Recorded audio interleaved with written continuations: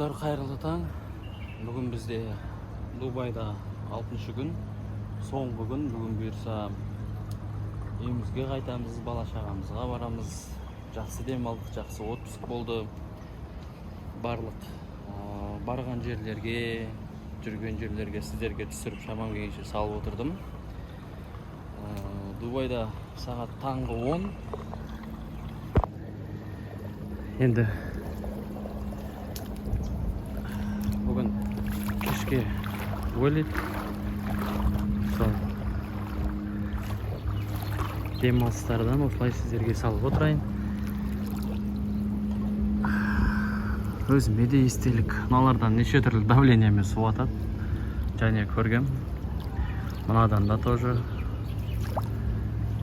Сосын мынандай бар. Мынаның напоры енді өте қатты екен. Бұл да біздің қонақ үйдің бассейні. Бұл жер енді ана сырттағыдан қарағанда өте тыныш. Сыртта бізде үнемі дискотека болады. Адамдар келеді сырттан. Ол жер тоже жақсы, таңертең жақсы, да обеда. Бірақ обедтен кейін өте сырттан келушілер көп болады. Түнгі 2-ге дейін, 1-ге дейін жаңағы клубный неде жұмыс жасайды.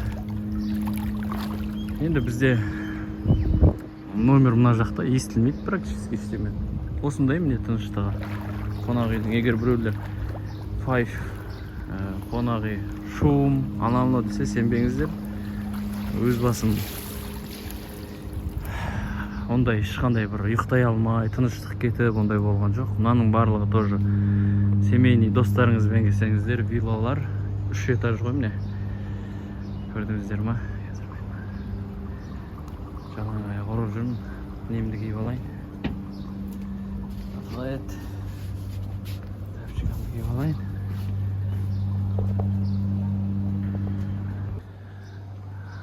Мына виллаларға сәл обзор жасап кетейін. Мына жерінен кіресіздер. 2-ші этаж, 3-ші этаж. Ар жағында, пляжға қараған жағында бассейн бар өзінің. 2-3 этаж бассейн бар. Бұл енді неден кейін жуынатын жер. Қонақ үй өте әдемі, пляжный, жаңағындай отдыққа арнасаңыздар, онда міндетті түрде алсаңыздар болады. Міне мына жерден астынан өтесіздер да, сразу бірінші линия пляжға шықтыңыздар, кешкі закатта түсіңіздер, таңертең бассейн мында бар, анда бар. Ана жақтағы барлық бич клабтардың бүкіл бассейніне доступ бар, 3-4. Сондықтан осындай обзорларды түсіріп салып отырамын. Енді видео ұнап, қызықты болып жатса кішкене қолдап, лайк басып, комментарий жазып, өте әдемі, жақсы деп мен де кішкене қуанып қалайын. Солай, енді пока бүгін сағат 1-2-ге дейін суда болам.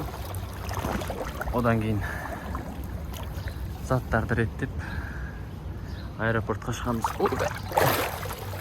Лежактар күшті екен суды ішінде. Осылайынан отырасың. Темір ешқайда кетпейді. Жатасың.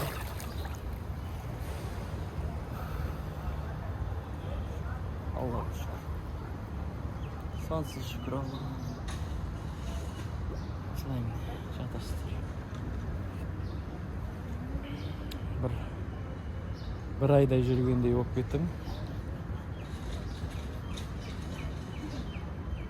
6 күн негізі. Үй жақта жүрсең тез өтеді ғой. Демалыста жүрсең бір ұзақ жүргендей. Бүгін күннің көзі әдемі түсіп тұр.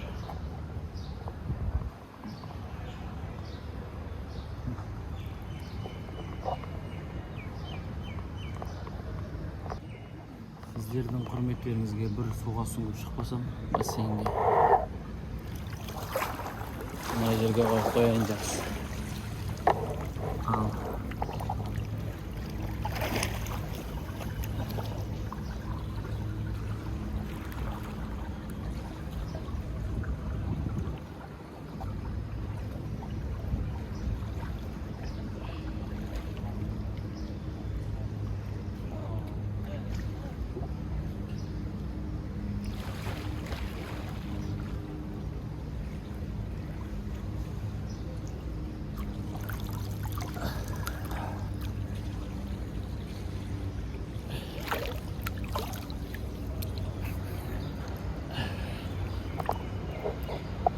Алай достар.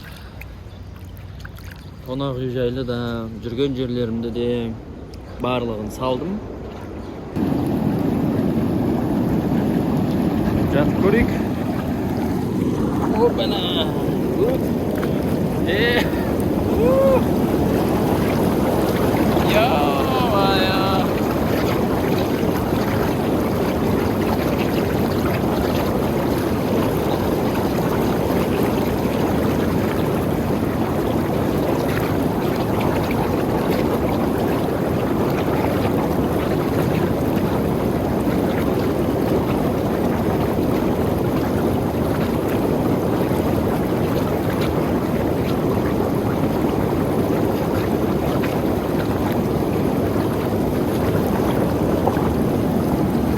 Тұрғын келмейді екен ғой мынада.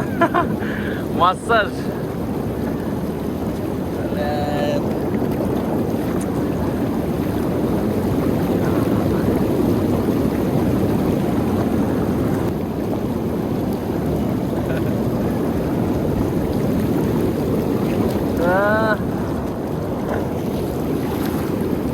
Все, стоп.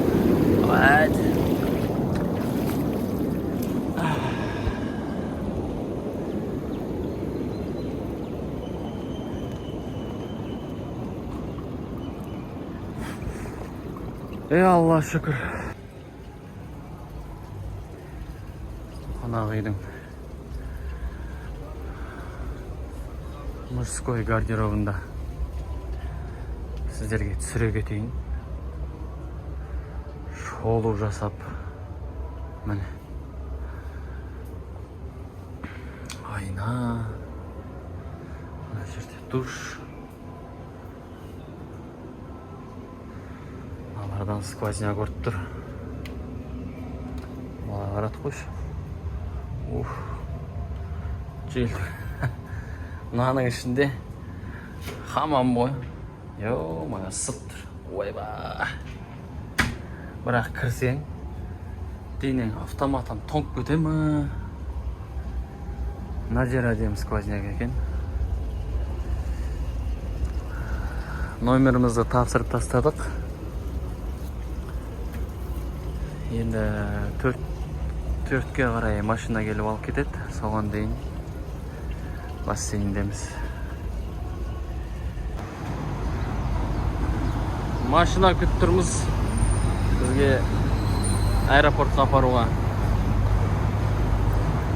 Суға да түстік, буға да түстік өш. Бәріміз. Иә, бәріміз. Кетіп атыр әйтеуір. Танбай, жанып атқан өмір әйтеуір. Біздің машина қазір келеді деген, білмеймін бірақ. Ешкім кеп тұрған жоқ. Біз тұрмыз ан жерде. Пока сіздерге обзор түсіре кетейін. Lamborghini, Chevrolet Camaro.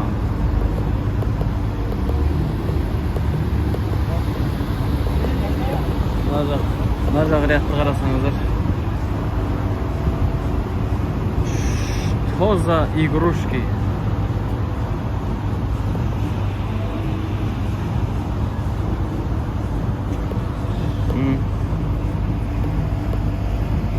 Былай түсірейін. Дубай. Ну, вообще страшно екен. Қандай өмірде ең агрессивный машина болса, осыны берер едім. Қорқынышты екен түрі. Мынау Калинанды. Енді андай ойба, вообще страшно екен. Мынау вообще ойнама деп тұр ғой.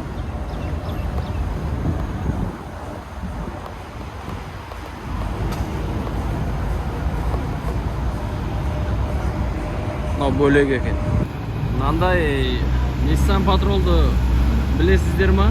Бұл таза сафариді айдайтын жаңағы. Айван, көт. Жынт екен наныкі. Ақырын артпен қойып атыр да. Анау нелерге бірақ айдайтын нелер ғой. Бұл жақта жақсы көреді өзі патролды. Теріспе екен. Және мына жерде бұрылып нетіп жатыр да, елдің бәрі нетіп жатыр. 2 million this car, bro. Да? 2 million this car. Wow. Yeah, 2 million, bro. This car, 2 million dirham. This the owner is there, bro. Are you saying car? All of them, 2 million. This one the owner, bro. Do you know this car? 2 million.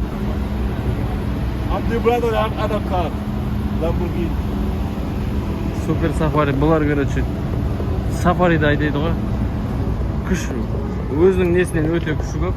Андай дөңгелектер саптайды, мотор саптайды енді бұл. Бәлі. Жігіттер риза қарасандар. Екеуі. 60 өтуге келеді, өзі бала келеді. Андай машиналармен келеді. Выходнойға, короче. Келді машинамыз. Опа. Ал жол болсын. Аманшылықта, жақсылықта жолыққанша деп. Зданияға полностью наклейка жабысып тастаған қалай кетті? Реклама деп.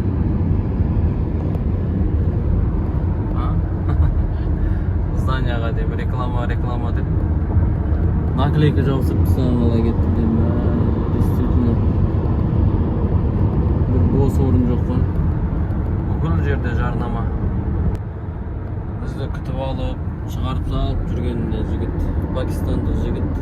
Танысып алдық, бәрі жақсы.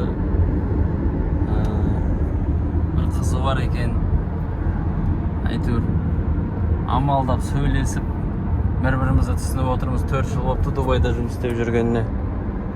Өте жақсы жігіт екен, Wi-Fi-ын қосып берді. Пакистанға келсең, үйге кел, шай ішеміз дейді. Одан артық не керек? Мен Қазақстанға шақырып жатырмын. Аэропортқа барып жатырмыз.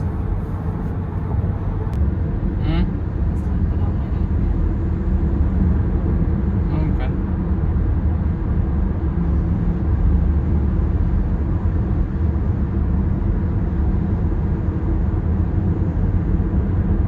Бәрібір арықтан ағып баратқан су сияқты ешкім досыбайды. Тек байқағаным мына жақ қатар ғана тез жүруге арналған. Қаланың барлығы бірге келе жатырмыз. Шейх Заид көшесі. Үлкен проспект. Бұда светофор, пешеход дегендер болмайды. Тек қана алысы. Қаланың үлкендігін осы жол білдіртпей тұр негізі. Әйтпесе біздікі сияқты каждый светофорда пешеход қиылыстар болатын болса, онда мына басы мен мына басына бүгін бара алмайсың, ау.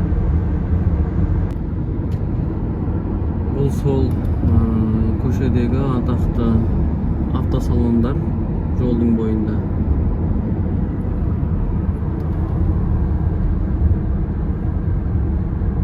Сіздерге барып біреуінен обзор түсіріп өткенде көрсеткем, тоже YouTube каналымда бар, көрсеңіздер. Ол тек қана біреуі. Ондай автосалоннан бір жақта енді өте көп. Жалпы дамыған елдерде менің бір байқағаным, әрбір бірінші машинам шығар осы Дубайда шаң басып кірі көріп. Жалпы дамыған елдерде жарнама өте мән береді екен. Жарнама, маркетинг деген нәрсеге. Мысалға міне қараңыздар, стройканың өзінің сыртында мына қонақ үйде тоже болғанбыз мериот. Біреу көрсе айтады ше, мынау мақтанып бәрін айта береді.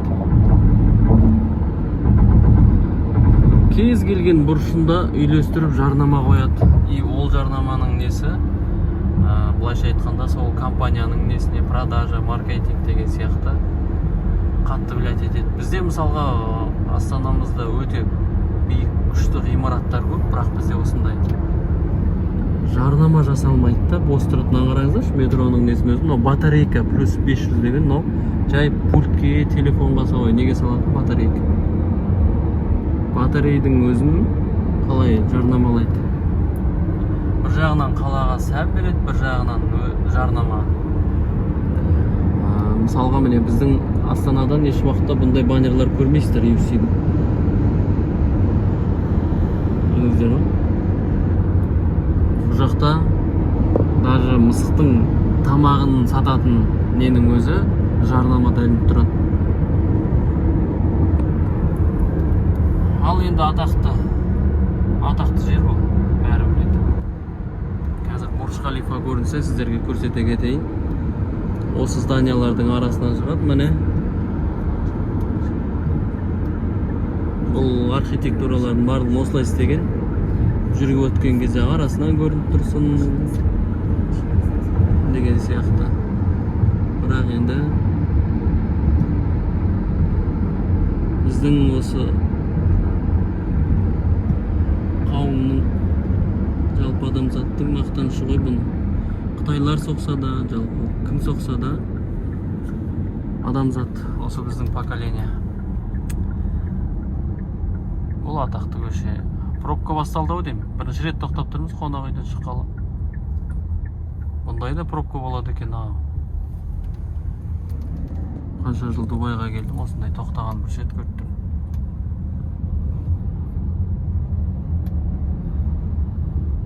Андай биік ғимараттардан кейін осы қалада сен автоматом биік жоғары нәрсе ойлайды сияқтысың, ой өрісің кең болады сияқты. Кішкентай времянка салам деп армандамайды сияқтысың мына қалада. Осындай биік ғимараттардан үй алам. Мынандайдан кейін сен бір 10 сотық жер алып времянка салам деп ойлауың қате болады.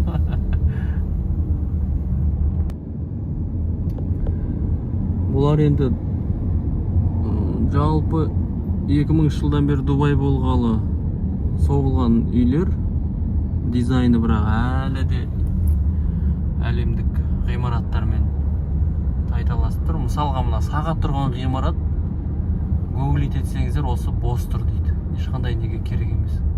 Бірақ қараңыздаршы қалай сән беріп тұр. Бірақ осы здание бос дейді. Уже жаңағы вентиляциясы ма білмеймін бір нәрсесі теріс болған. Жаңағы бұрын банк болған ба, сондай бір несі бар, историясы бір көрген. Мынау здание мысалға жылтырап сары құмда сары машинелер. Мынау реставрацияға кетіпті ғой, міне айтқанымдай.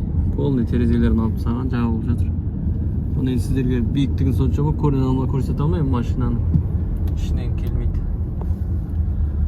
Бұл енді тоже Дубайдың символы болып жатқан.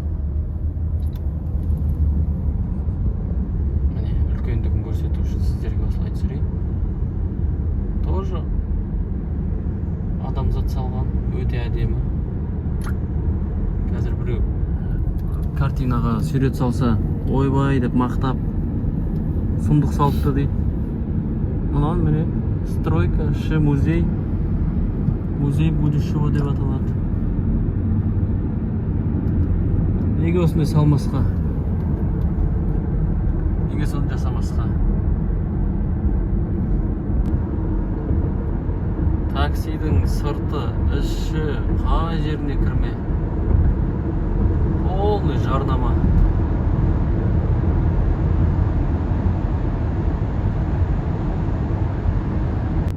Бұл да, по-моему, Гиннес рекордына кірген.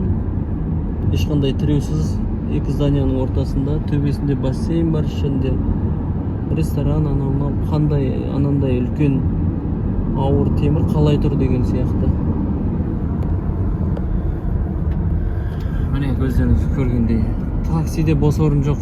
Жарнаманы ілгенде жабыстырып, енді қазақша айтқанда сұрапыл. Жолдардың үстінде оңға солға кететін көшенің атаулары. Мына зданияны қараңыздар, кепка киіп алған сияқты. Кім сызса да архитектурасын өлтіріп жүріпті. Міне, мынандай ескертулер 60, 70, 80 деген. Самолетте жүрүшүп жатыр. Аэропортқа келіп қалдық. Самолетті көріп тұрсыздар. Аэропорттың қасына келдік. Мына қараңыздар, шешімдердің жолдың ешқандай светофор жоқ, барлығын кольцомен шешкен. Біреуінің үстінен, біреуінің астынан өтіп. Қонақ үйден шыққалы бір светофорға тоқтаған жоқпыз, сенесіздер ме? Бір пешеход өткізген жоқпыз, бір светофорға тоқтаған жоқпыз. Бірақ осылай астына мініп, үстіне түсіп, міне қонақ үйдің біз сразу 3-ші этажына келдік. Біздің астымызда бір этаж, одан кейін паркинг бар. Т3 деген. Т3 деген бізге терминал керек, осыған жақын сол осы жер.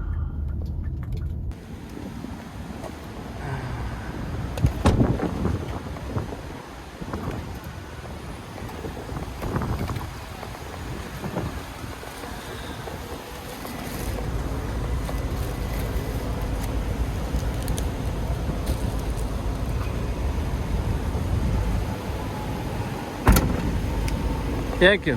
Bye. Барағылсын шамды айтты мен. Иә, жүктеріміз салып алдық. Балаларымыз сағынып кеттік, осы бәріңізде сондай ма? Бір аптаға келсек, бір жылға кеткеніміз ұқсады. Мана шетелде жұмыс істейтін адамдар қалайды екен. Папа, мама деп күніге жазған сайын жаның шығады ғой, мынау ғой және мен сіздерге айтқан. Астында бір этаж, одан кейін паркинг. Жалпы архитектураны өлтірген енді.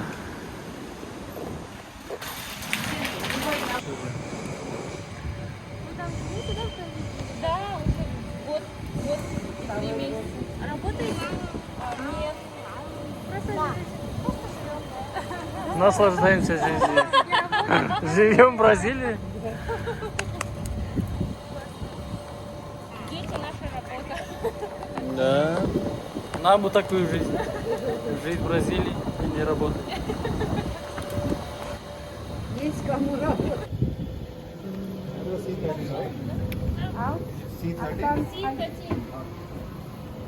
Чик. Осындай қылады. Where is the gate?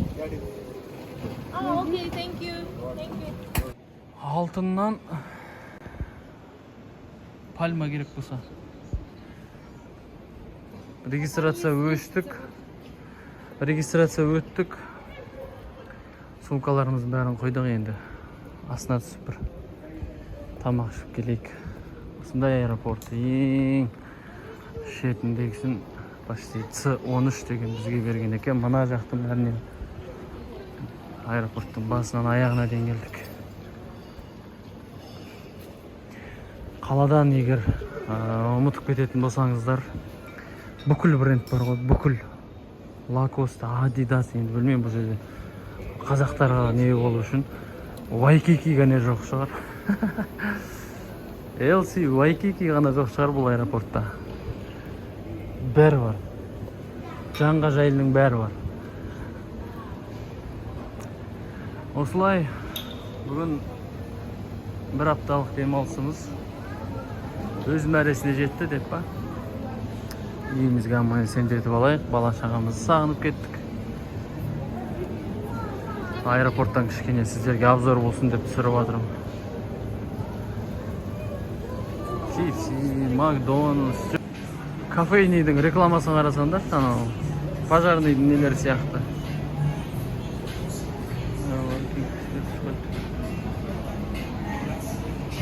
Әдемі, иә? Кофейнялар тұқылы. Аэропортының мынау енді ең шеткі углын берген ғой бізге, Қазақстанға, Астанаға. Сонда да мына жақта не көп екен.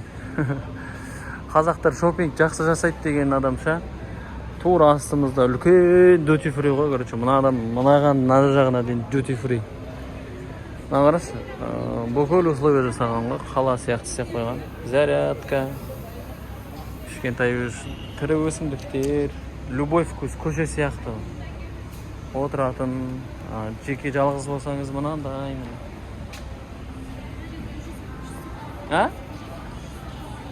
Иә, көше сияқты бір аны өзіңді аэропортта отырғандай сезінбейсің. Ал біздің бургер келді. Бізге аспасын жеп қойыңыздар және жолымыз болсын. Аман есен үйімізге жетіп алайық. Осындай влог бәріңізге ұнаса, шын жүректен қуаныштымын. Лайк басып, бізді қолдап, комментарий қалдырып отырыңыздар. Енді әр шетелге шыққанда осылайынан сіздерге влог түсіріп, өзімізге де естелік болып қалады. Біздің самолет келіп тұр міне.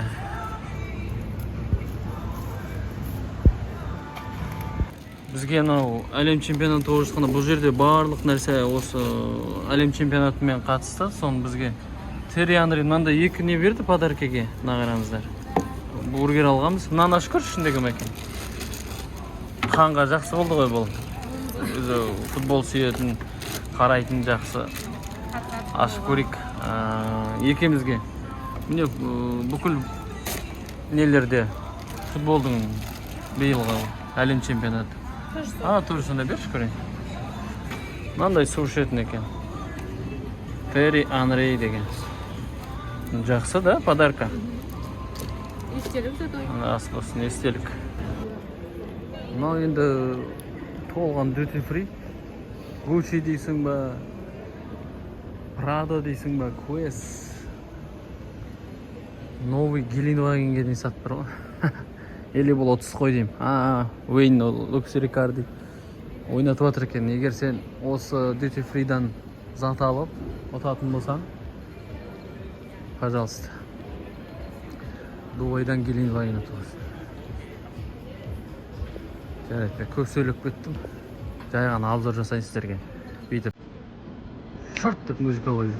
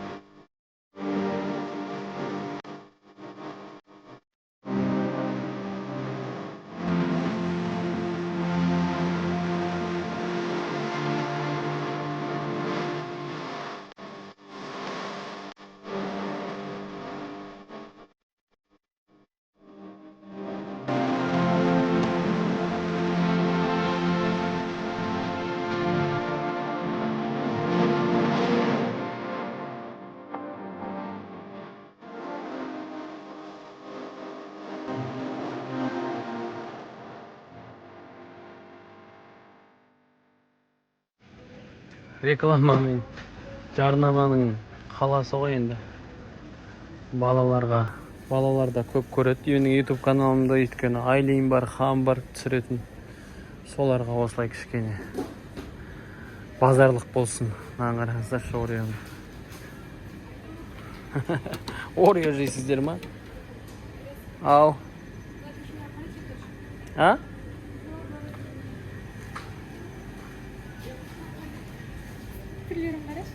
Дубайский шоколадтың енді потолоктары деп айтайын ба мына жерде. Duty free-да. Подарка. Онда тоже парфюмдар. Осы жерінде арзан болады, чем ана сырттан көрі.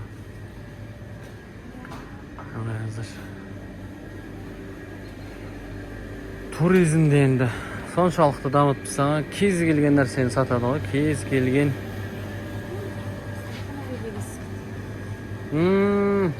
Келгенден бері қонақ үйдің бір иісіне ғашық болып жүрміз. Сондай парфюмдерді деп.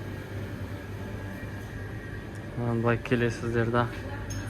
ұстайсыздар да подаркаға алып кете бересіздер ғой. Мына жақта міне құрма не керек, премиум сапада құрмалар керек болса,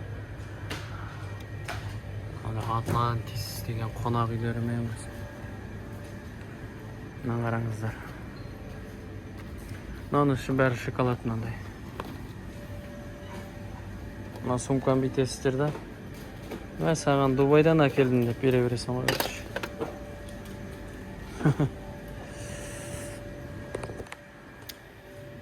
Сонымен солай, достар. Осымен қазір бұйырса Астанаға ұшамыз. Барлық жүрген жерлерімді түсіре алдым деп ойлаймын. Видео қызықты болса, лайк басып, қолдау білдіріп кетіңіздер. KitKattың осындай да түрлері бар екен, көрдіңіздер. Ұстайсында кирпич қой. Сосын бір көрсете салайын деген, мынау жаңа сіздерге сөйлеп отырып көріп қалдым.